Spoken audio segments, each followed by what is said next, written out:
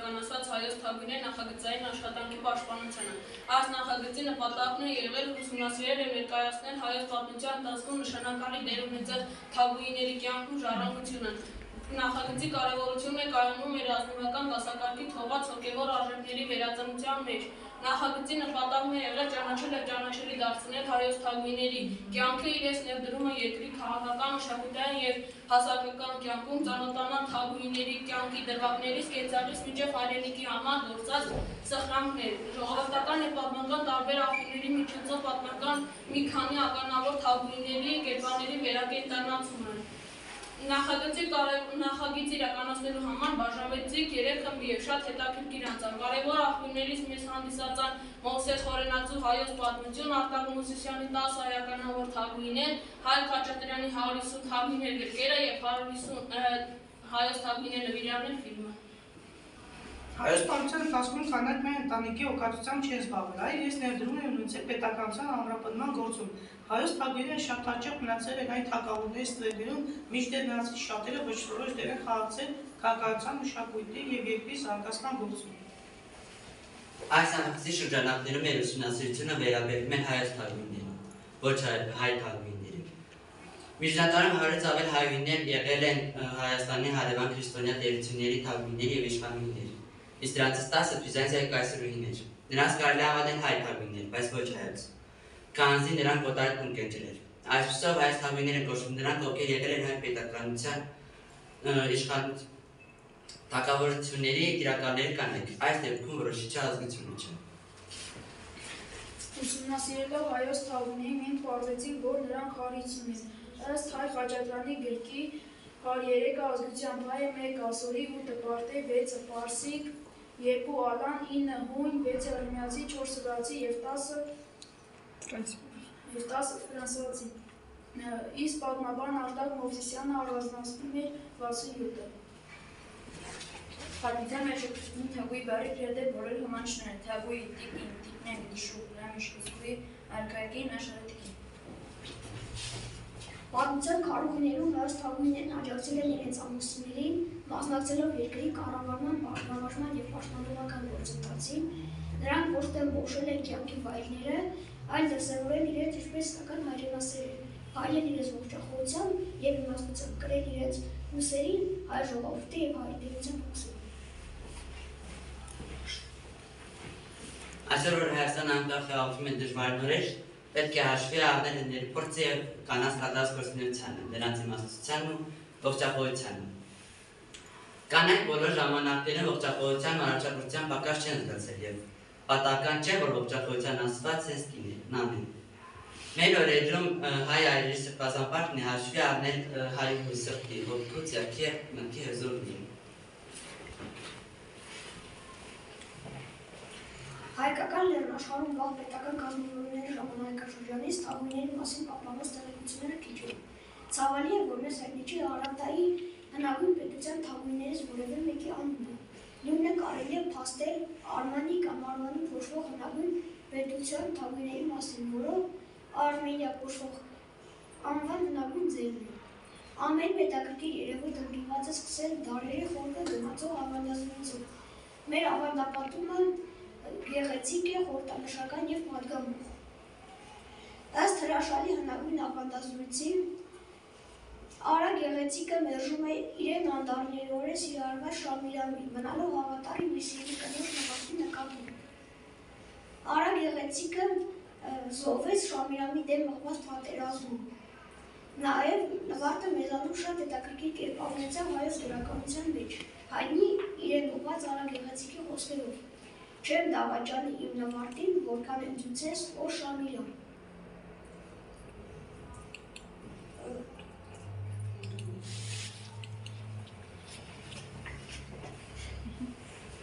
Քրիստոս առաջին 3-րդ դարում պատմության ասպարեզ իջավ Վանի համահայկական թագավորությունը։ Թագավորությունը իր հզորության գագաթնակետին հասավ Մենու, Արգիշտի և Սարտուրի երկրորդ արքաներով։ Վանի թագուհիների մասին տեղեկությունները շատ չեն պահպանվել։ Մենակ հայտնի թագուհին Թարիրյանն է Մենուայի կինը, ում արտախ խաղողի այգի է նվիրել։ Քրիստոսից առաջ 7-րդ դարում Վանի համահայկական թագավորությունը փոխարինեց Հայկազնի և Եվանդուհիների արքայատունը։ Հույն պատմի զորավար Քսենոփոնի Գյուլոպեդիա Կիրոսի վանք հաշվետվության մեջ նշում է, որ մի անգամ հայոց արքա Երվան Սակավակյացը պատերազմները Մանաստանի արքա Աշդահակի դեմ անհաջողություններ կրելով պարտավորվել է հարկ վճարել, որոշ ժամանակ է անցնում հայոց արքան ապստամբում է։ Մանաստանի արքա Աշդահակը վախենալով Հայաստանի դեմ վճռական գործողություններից Պարսից արքա Կիրոսի օգնությամբ գերեվարում է հայոց արքայի ընտանիքը։ Քսենոփոնի հայոց արքայի դատավարության մեջ նշում է, որ հայոց արքային հարցնում է, թե ինչու է ապստամբել, արքան պատասխանում է, ես ազատություն էի ձգտում, լավ է համարում ինքս ազատ լինել եւ որդիներիս ազատ արձակել։ Որդիներից մեկն է ապակա հզոր թագավոր Տիգրան Երվանձյանը, որի մասին Մովսես Խորենացին մեծ հիասմունքով է խոսել։ Կան պատմական վկայություններ, որ հայոց թագավորները պատրաստ են եղել կյանքը զոհել հանուն թագուհուն փրկելու համար։ Սա Տիգրան Երվանձյանի եւ իր կրոջ Զարուհու մասին է։ Կիրոպեդիայի հայոց արքայի դատավարության մեջ Երվանձյանին հարցնում է, թե ինչ կտաս, եթե ազատ արձակեմ կնոջը։ Անսպասելի Կիրոսի համար Տիգրանը պատասխանում է կյանքս։ Քսենոփոնը շատ կենդանի է նկարագրում այս պահը, երբ որ հայոց արքունիքում տիկնայք քննարկում են կիսում տպավորությունները եւ Զարուհու այն հարցին, թե քեզ ինչը դուր եկավ Կիրոսից, Զարուհին պատասխանում է. վկայի արամաստը ես անգամ նրա կողմը չեմ նայել։ Այն հարցին, թե ում կողմ է նայում, Զարուհին պատասխանում է նրան, ով պատրաստ է կյանքը տալ հանունից։ Հետագայում, երբ որ Կիրոսը եւ Տիգրանը դառնում են մտերիմ ընկերներ, Տիգրանը օգնում է Կիրոսին եւ Կիրոսը բազմաթիվ հաղթանակներ է տանում, իսկ Կիրոսը ի նշան շնորհակալություն Զարուհուն նվիրում է թանկարժեք զարդեր եւ ոսկիներ։ Ին նշան, որ Զարուհին եղել է իր ամուսնու կողքը, կիսել բոլոր դժվարությունները եւ ոգեշնչել նրան իր նվիրվածությամբ։ Եվ այժմ ձեր ուշադրության ենք ներկայացնում պատմական կերպարների վերակենդանացումը հայոց ականավոր մի քանի թագուհիների, որոնք ապրել են տարբեր ժամանակահատվածներում եւ աչքի են ընկել իրենց գործունեությամբ։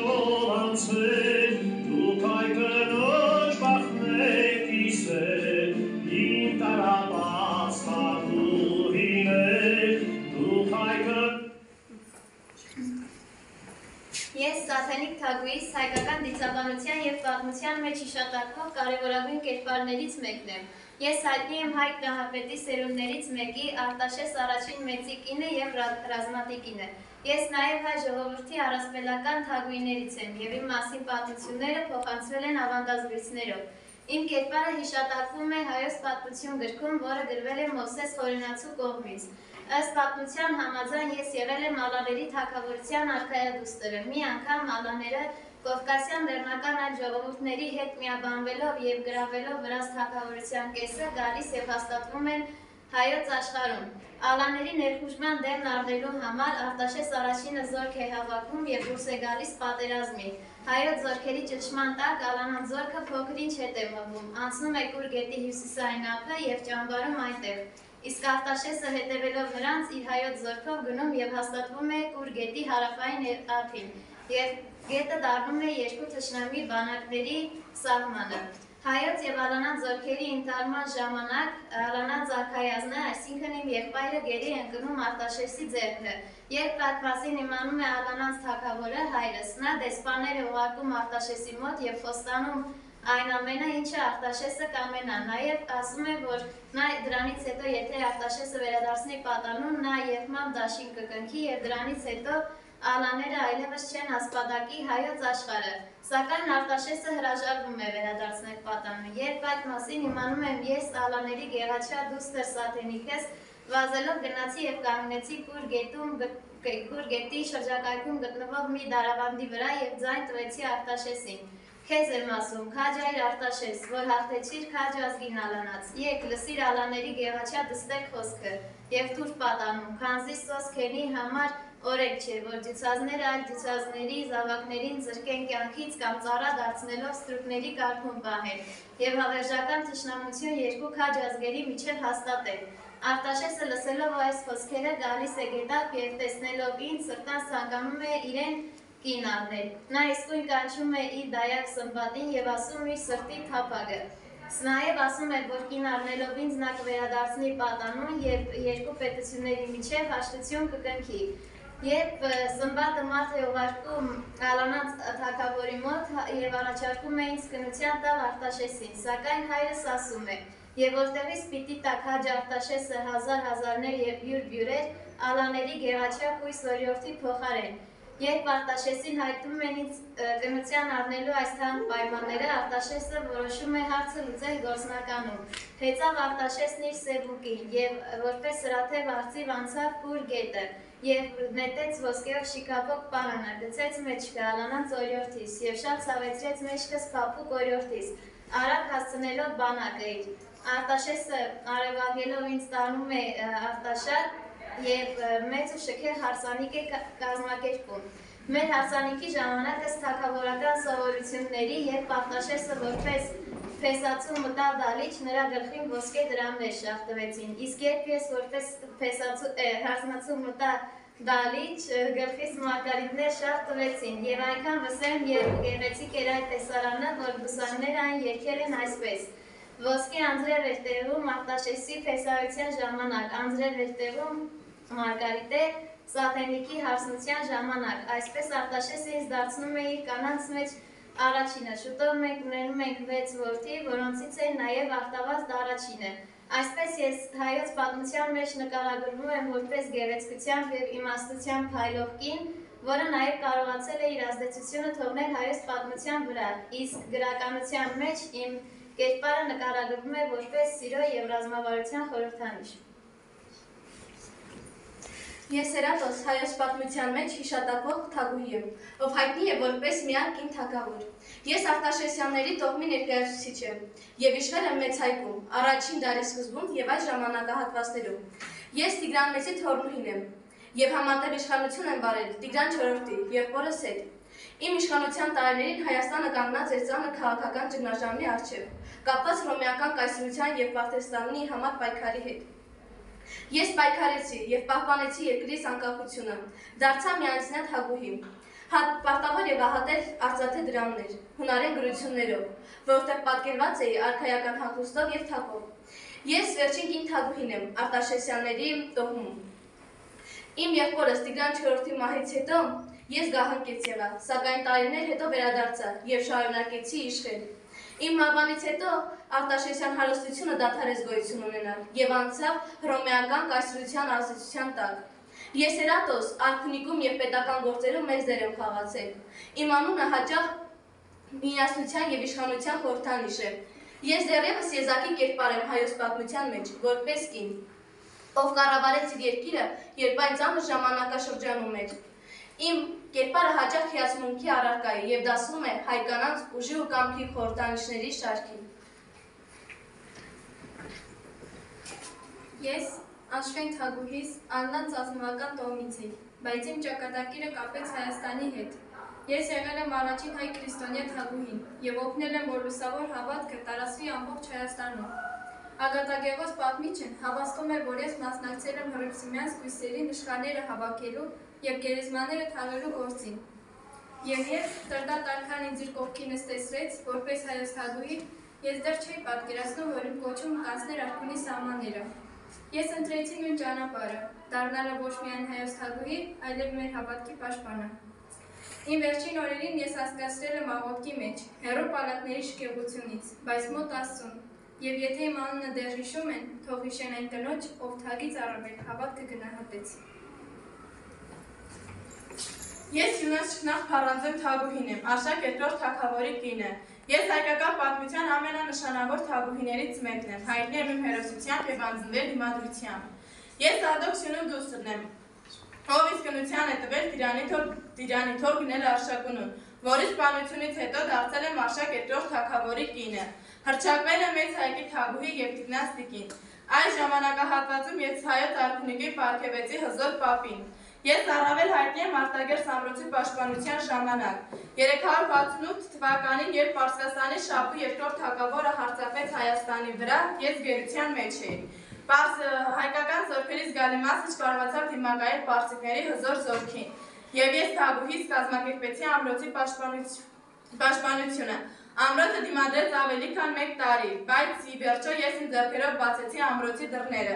Շապուհը ինձ եւ հայ կանանց գերի տարավ, եւ Շապուհը վրդովված նայեց ինձ եւ փորձեց ինչ-որ բան կռնչալ, բայց այդ րոպեին կատարվեց ամենանսպասելին, ես հիավոր վագրի պես առաջ խոյացա, Շապուհի չարությունից աղճատված դեմքին իջնելով մի շառաչուն ապտակ։ Նա շփոթված ապա դողերոցքի մեջ ընկած փորձեց ինչ-որ բան կռնչալ, բայց արդեն ուշ էր։ Ես արհամարանքով նայեցի նրան եւ անվրդո ասացի. «Ձերբակալեցի թագավոր ամուսնուս, որի համար նզոված ես Հայաստան աշխարհի կողմից, բայց հայոց թագուհուն սրախոխով տեսնելու հրճվանք չես ունենա»։ Եվ ես մեկ ոսչենով ցատկեցի մոտակա քարաժայռի վրա, թևերս պարզած գտխարի նման գահավիժեցի անդունդը։ Իմ կերպարը մշտապես մնացել է հայոց ազգային ինքնության մեջ որպես խիզախ կնոջ օրինակը։ Ես պատրաստ էի զոհել ամեն ինչ հանուն իմ հայրենիքի եւ իմ ժողովրդի։ Ես Խոստովան Ուշնեմ, Բարակդունյանց Հայաստանի 5-րդ թագուհին, Աշոտ երկրորդ Բողորմածի կինը, ծնվել է 1953 թվականին, ամուսնացել Աշոտ Բողորմածի հետ, ունեցել 3 որդի՝ Սմբատը, Գագիկը եւ Գուրգենը։ Սմբատը հետագայում ժառանգում է հոր գահը, իսկ Գուրգենը ստեղծում է լոռու թագավորությունը, որը հետագայում հայտնի է դառնում Կավետում, Գարմանում եւ Տավուշում։ Իմ կյանքի ամենամեծ նվաճումներից են Սանահինի եւ Հաղպատի բանկերի կառուցումը։ 966 թվականին կառուցում է Սանահինի բանկը, որը հետագայում դառնում է ուսուցման կենտրոն։ 976 թվականին սկսում են կառուցել Հաղպատի բանկը։ Կառուցողական աշխատանքները ավարտվում են 991 թվականին։ Այն հետագայում գրանցվում է ՅՈՒՆԵՍԿՕ-ի համաշխարհային ժառանգության ցանկում։ Իմ կյանքի գործունեությունը այսքանով չէր ավարտվում։ Ես նաև վերանորոգել եմ Սևանի բանական կղզու համալիրը 972 թվականին։ Ես Խոստովան Ուշն եմ եւ իմ կյանքը լի եղել տարբեր մարտահրավերներով, բայց ես փորձել եմ իմ կառուցած վերհաշույք կառույցների միջոցով միշտ այնպես անել, որ հիշվի իմ անունը։ Ես Զավեթ Թագուհիս Լևոն Մեծագործ արքայի դուստր եմ, գահավարել եմ 1219-ից 1222 թվականներին։ Հայտնի է, որ 1217 թվականին տեղի ունեցել 5-րդ խաչակրաց արշավանքը, որի հետևանքում արևելքում հայտնվել են եվրոպական նոր զորագնդեր, որոնց այս անգամ առաջնորդում էին Ավստրալիայի դուքսն ու Հունգարիայի թագավորը։ Լևոն Մեծագործը բարեկամացավ նրանց հետ եւ երկու կողմերն պայման կապեցին, որ Անդրեասի համանուն որդին կպսակվի ինձ հետ, եւ Եվրոպայի խոստումը մնաց Եվրոպայում։ Անդրեասի որդին այլևս ոչ դրեց Կիլիկիա Հայաստան եւ չտեսավ ինձ։ Տարիներ հետո ամուսնացավ Ետնիկիս Մեորորտի հետ։ 1222 թվականին ես ամուսնացա Բոհեմուդի 3-րդ որդի Ֆիլիպի հետ, որի մայրը հայուհի էր։ Այդ ժամանակ Ֆիլիպը 17 տարեկան էր։ Ֆիլիպը քաշքշեց հայրին եւ խաբեց։ Նա հայոց գանձերը Սիսից տեղափոխեց Անտիոք եւ 1241 թվականին ես կառուցել տվեցի մի հիվանդանոց, որտեղ անձամբ էի խնամում հիվանդներին եւ Եվրոպայում ոչ մի պետական հիվանդանոց չկար։ Ես ամուսնացա Կոստանդինի խնամակալ որդի Հետումի հետ եւ Հասպետներս ես սկզբում ժամաձայնվեցի եւ փախա մորը Սիպիլիի մոտ։ Իշխանները սիրով ընդունեցին ինձ։ Ես Կոստանդինի խնամակալը գնաց եւ պաշարեց Սելևկիա ամրոցը։ Սելևկիայի Բերտրանը գնաց ու պաշարեց դնաց եւ ամուսնացեց ինձ ու հետումին, Սուրբ Սոփիա տաճարում ամուսնացեց ինձ ու հետումին։ Ես մարդկանց մեջ թողել եմ ուժեղ եւ խելացի նվիրված թագուհու ղեկավարի օրինակ։ Ես թողել եմ ժառանգություններ, որոնք մինչև օրս պահպանվում են եւ արժանացել են հարգանքի։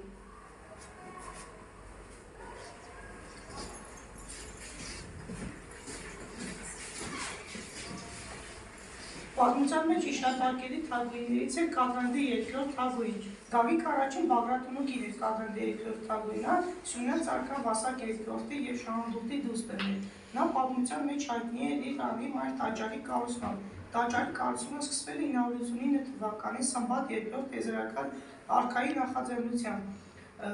Ասում են կամի ավանդազրույց, որ Կադրանդի երազում հայտնվել է Քրիստոսի երեշտակը եւ ասել է, որ տաճարը պետք է կառուցված լինի մինչև Քրիստոսի երկրորդ գալուստը։ Տաճարի կառուցումը ավարտվել է 1001 թվականին ճարտարապետ Տխտատի շնորհիվ։ Բացի դրանից հայոց թագուհին հայտնի է խցկոնքի 5 վանական համալիրներից Սուրբ Կարապետ կամ Հովհաննես Արաքյան եկեղեցու կառուցմամբ։ Ուշագրավ տեղեկություններ են պահպանվել Տեկորում, հատկապես այն մասին, որ հայոց թագուհին ազատել է եկեղեցին բոլոր հարկերից։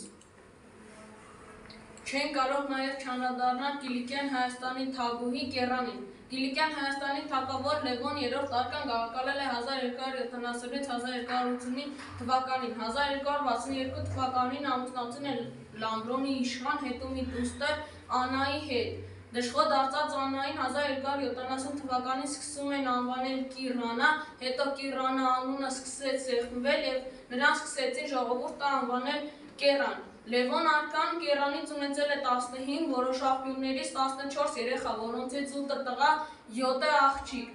Նրանց 5 որդիները Սմբատը, Օշինը, Կոստանդինը, Թորոսը եւ Հետումը բազմել են հայոց գահին եւ ճիշտ է նրանք միմյանց դեմ շատ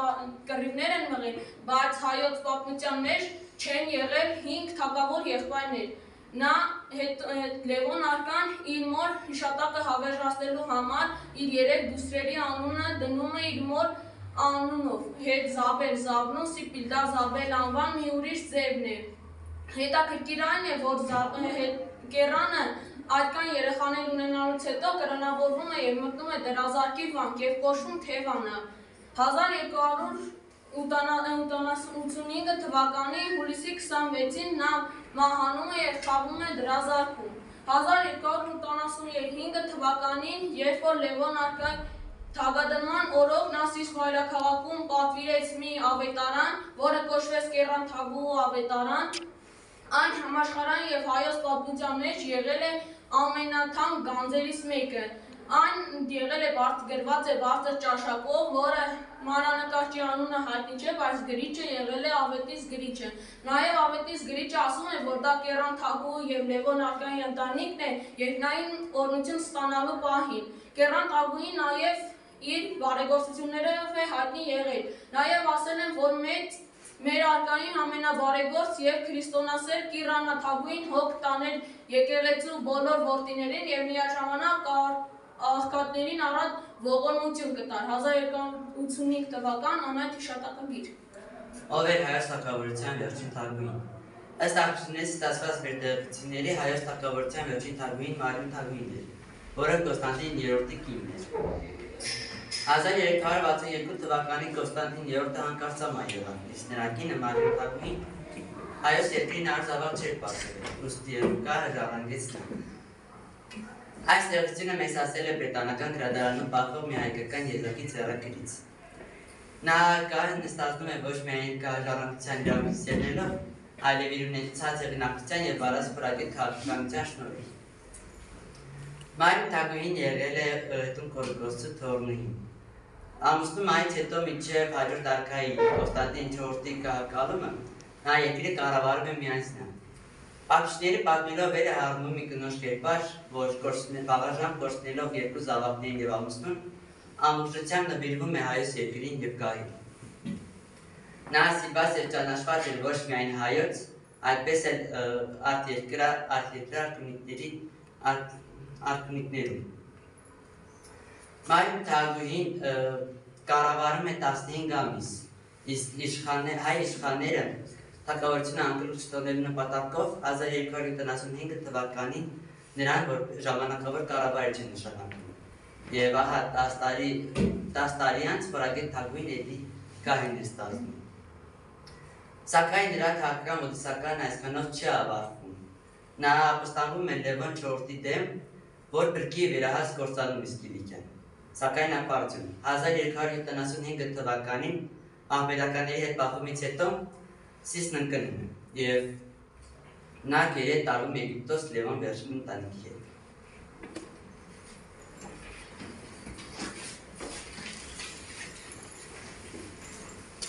Մեր գործունեության ամենաուշաբրավ կողմերից մեկը մեր կատարած բարեգործություններն է։ Միջնադարյան նշանավոր գործիչներ Մխիթար Գոշիև Սմբաց Պարապետի օրենսդրական ժողովածուներում նշվում է, որ հայոց թագավորական Արցախի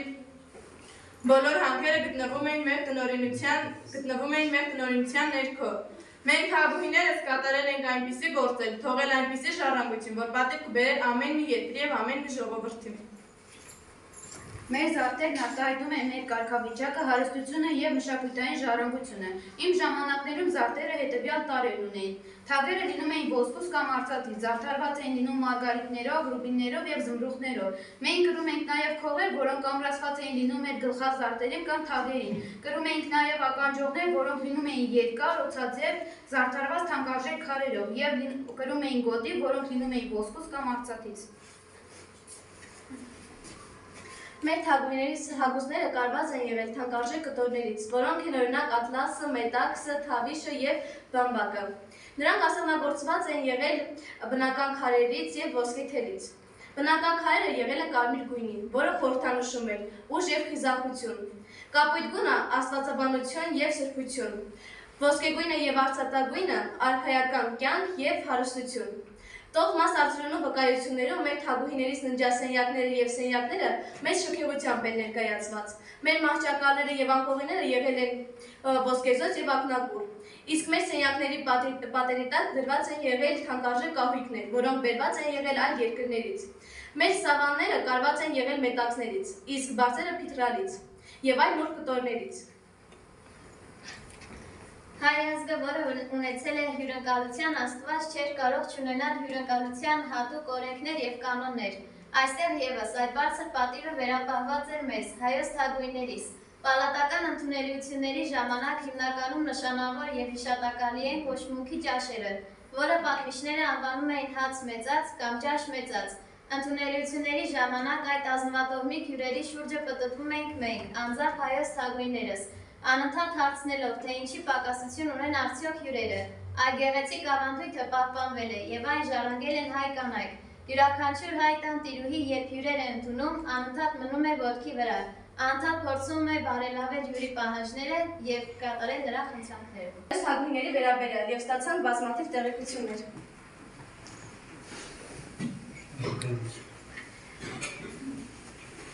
Նաև մենք մեր պատկերացումներով պատրաստեցինք գեղեցիկ արքայական թագեր և ստացանք սահիկաշար։ Պատրաստեցինք փոքր տեղեկատուներ, որոնք այժմ կնվիրենք ձեզ։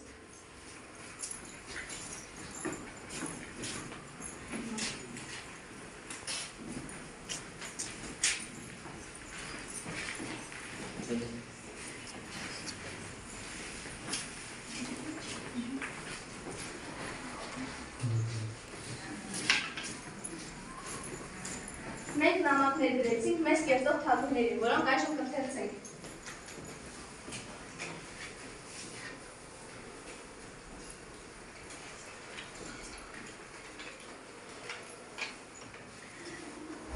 Նամակ Իրատոյին։ Բարև ձեզ, սիրելի և մեծարգո Իրատո թագուհի։ Ես Նարեն եմ, քո պատմությամբ հիացած մի հայուհի, որը ցանկանում է շնորհակալություն հայտնել քեզ քո քաջության, նվիրվածության և անկոտրում ոգու համար։ Քո կյանքը հեշտ չէր, բայց դու կարողացար հաղթահարել դավաճանություններն ու դժվարությունները, մինչև վերջին շունչը, նվիրված մնալով հայրենիքիդ։ Քո անվան շուրջ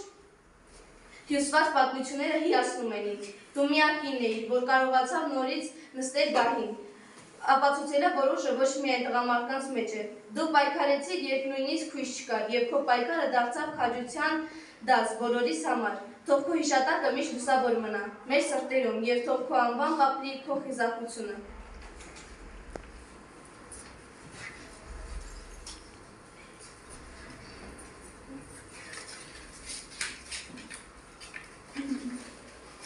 Նամակ Սաթենիկ Թագուհուն։ Սիրելի Սաթենիկ Թագուհի, այս նամակը գրում եմ ձեզ, արտահայտելու իմ խորին հարգանքը և հիասմունքը ձեր նկատմամբ։ Ձեր կյանքի պատմությունը, ձեր իմաստությունը և ուժը միշտ ինձ համար ոգեշնչման աղբյուր են եղել։ Ինչպես դուք, ես նույնպես ձգտում եմ լինել արդար, բարի և խիզախ, որպեսզի կարողանամ օգնել իմ ժողովրդին և կանգնել նրանց կողքին ամեն դժվարության ժամանակ։ Ձեր կյանքի ընթացքում դուք բազմաթիվ փորձությունների եք հանդիպել, բայց միշտ պահպանել եք ձեր արժանապատվությունը և հավատարմությունը։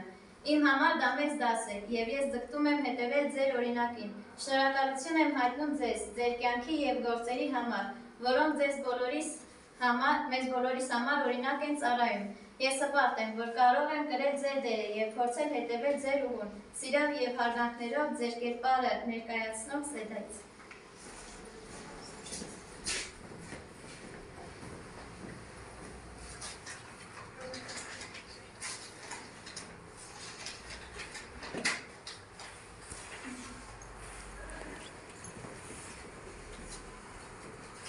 Ես Միլենան եմ, մի աղջիկ, ով սիրում է իր պատմությունը և փնտրում ուժ, ինչպիսին վեր կանանց մեջ,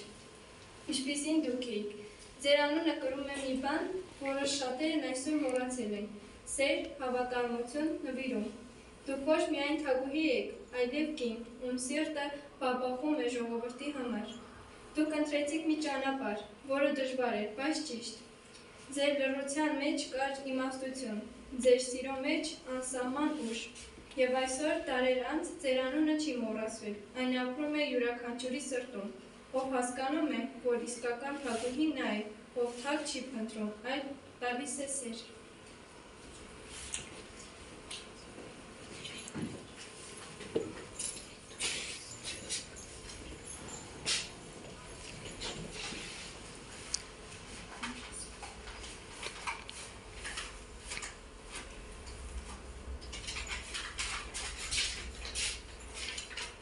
Նամակ ուղղված է Փառանձեմ Թագուհուն։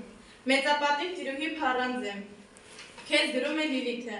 Մենք 8-րդ A դասարանի 12 աշակերտներով կազմակերպեցինք մի գեղեցիկ և հետաքրքիր նախագծային աշխատանք Հայոց թագուհիները խորագրով։ Եվ ես մարմնավորում էի քո կերպարը։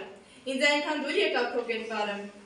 քո կատարած խիզախությունները, հատկապես արտագերս ամրոցի պաշտպանության ժամանակ։ Դու ամեն գնով փորձեցիր պահպանել ամրոցը, բայց ի վերջո թշնամի կարողացավ գրավել այն։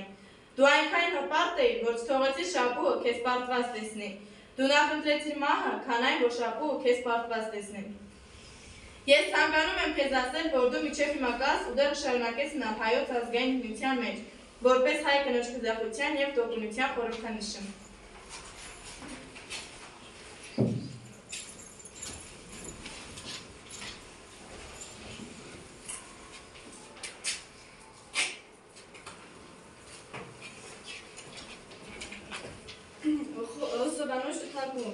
Ձեր անունը պատմության էջերում հայտնվում է որպես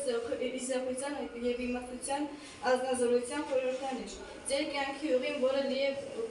փորձություններով ու հերոսական գործերով, ոգեշնչում է մեզ բոլորիս։ Դուք դարձել եք հայոց աշխարհի համար ոչ միայն թագուհի, այլև մայր, պաշտպան և առաջնորդ, որից սերը դեպի ժողովուրդն ու հայրենիքը երբեք չի խամվել։ Այսօր, երբ մենք հիշում ենք ձեր կյանքն ու գործը, մենք խորապես գնահատում ենք ձեր ներդրումը մեր պատմության մեջ։ Նամակը ուղղված է Արփինե Սուրբյանին, Սովանուշ թագուհին։